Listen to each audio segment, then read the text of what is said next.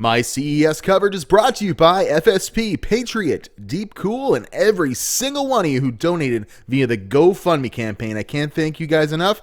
Let's get on to the show.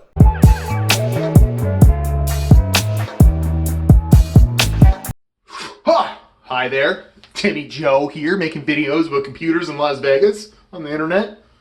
Uploading at 1 megabit a second at the freaking dank hotel room, whatever. Yeah, so I'm at the hotel.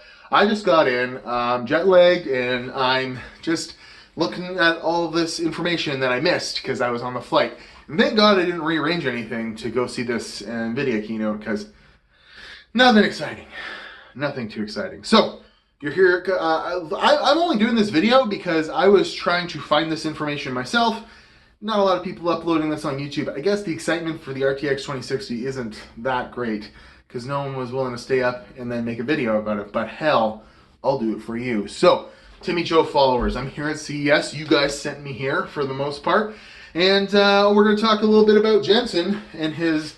So, we have unveils the RTX 2060 for $349, which is a little cheaper than I thought it would be. But keep in mind, it's never going to be that price, not unless AMD really pulls a rabbit out of their hat or something crazy.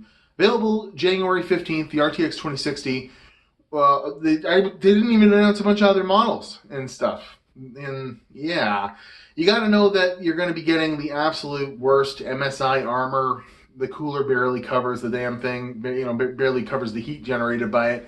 For that $349, if you're lucky, I'm thinking more like $399 for these cards come launch day, because that's what Nvidia does. They give these numbers, and then it ends up being $50 to $100 more expensive come launch date. But, you know, I guess it's better than $399 being on there, and then it ended up being $449. Like, I guess it doesn't make sense, because the 2070 is around that price. But, yeah, are you excited for this card? Something that might actually make this a little more exciting for you guys out there too is Nvidia announced that they just decided they are going to maybe give up the old Gsync, high expensive adaptive display tech, and Nvidia will be bringing Gsync support to some Freesync monitors, calling it Async or something like that.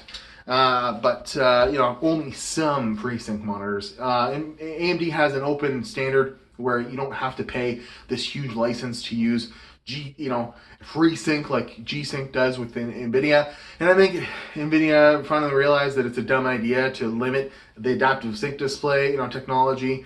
So they're just going to allow a bunch of Freesync monitors, probably mid-range, because those cheap ones, they probably won't meet with the standard that Nvidia is used to with the adaptive sync. There are some pretty crappy FreeSync capable monitors out there, but it's nice to see that they're at least willing to give into this, and you might be able to use your FreeSync monitor with an RTX card or whatever.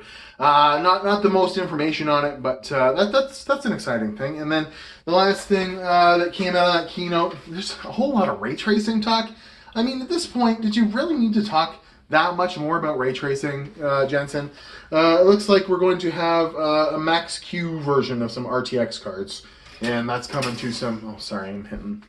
I took the lighting, the shroud off of that light to try and get some decent lighting, but it still looks like crap. But yeah, there's going to be some laptops from MSI and Gigabyte and what have you with some Max Q versions of the RTX cards. I guess that's cool because we've been dealing with the 10 series cards on mobile for a long time, so it's nice to see that finally come as well.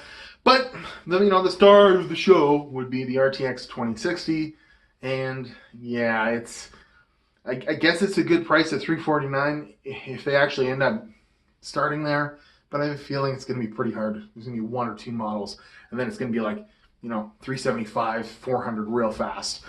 So I really hope that AMD pulls a rabbit out of their hat and gives a nice old, $299 for 1070 Ti performance. That's what the 2060 is supposed to have, is 1070 Ti performance or better, which is pretty cool. Of course, a 1070 Ti has 8 gigs of VRAM, and this is only going to have 6. But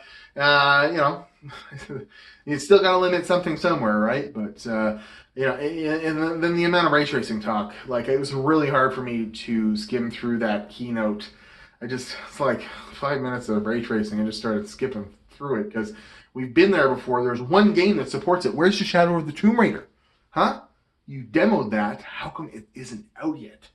That tells me it's extremely hard to program for, and we're not going to see a lot of it. That means it's basically an empty promise from Jensen. But I'm at Watch Timmy Joe on Instagram, Twitter. I'm here in Las Vegas, Nevada, and I am jet lagged, and it's like 3 in the morning my time, almost. Yeah, pretty much. So I should probably quickly throw this on the internet so that you guys can watch it, and look forward to a lot of CES coverage. I urge you to follow me on Instagram and Twitter at WatchTimmyJoe, because I will be updating via Twitter the texty kind of stuff. I'll put some pictures up there too, and then I'll try and actually put some not just like family or like my personal life Instagram stuff up on my Instagram. I'll put some CES stuff, so it'll be fun. Join me on both of those platforms, and yeah, we're gonna see a lot of awesome stuff. I gotta thank all my sponsors, especially you guys, but Deep Cool and Patriot and FSP, my friends at FSP, helping me get here to CES, and every single one of you donated to the GoFundMe. I am literally here in Las Vegas, Nevada, and I just touched down, and I had a terrible flight, and WestJet, thank you.